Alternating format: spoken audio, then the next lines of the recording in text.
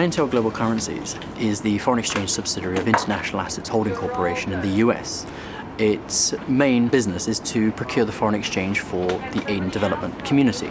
We volunteered to demonstrate the ease in which the sterling currency tax is able to be implemented throughout the market by testing a week's trial. And the reason why the implementation was relatively easy was due to the automation of the foreign exchange business as a whole. We're talking £5 for every £1 million transacted. The resultant funds raised could be anywhere up to £2 billion, all of which will go to those in need in the developing world.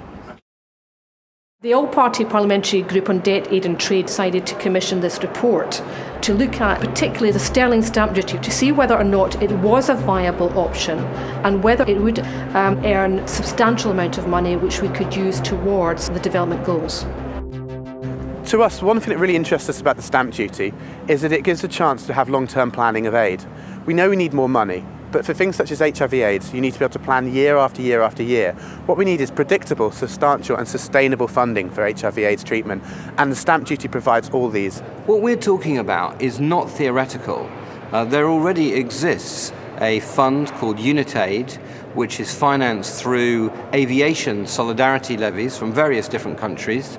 It's been up and running for more than a year. It's raised more than $300 million and is saving lives right now.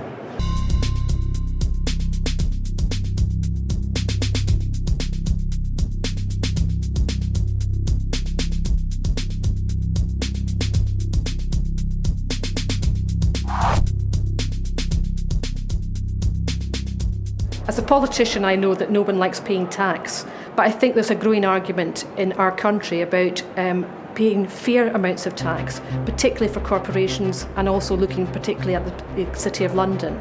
That's why we think it's only fair that the City of London, which benefits enormously from investments from the developing world, should in turn pay a contribution towards development in those countries. Today, this tax is extremely feasible. The issue is there political will to impose it?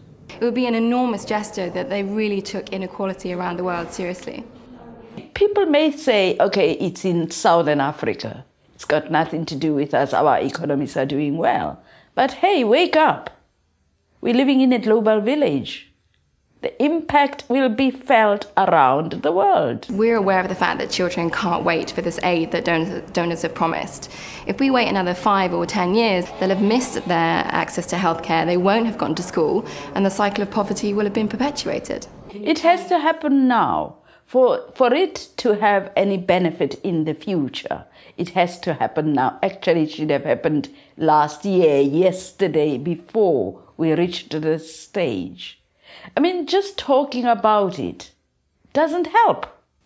The world does possess the expertise and the resource to make poverty history. More than 50 UK organisations make up Stamp Out Poverty, including Oxfam, Christian Aid, Save the Children.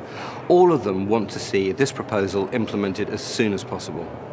Gordon Brown, what I would like to say to you is, you promised that there will be more resources to help.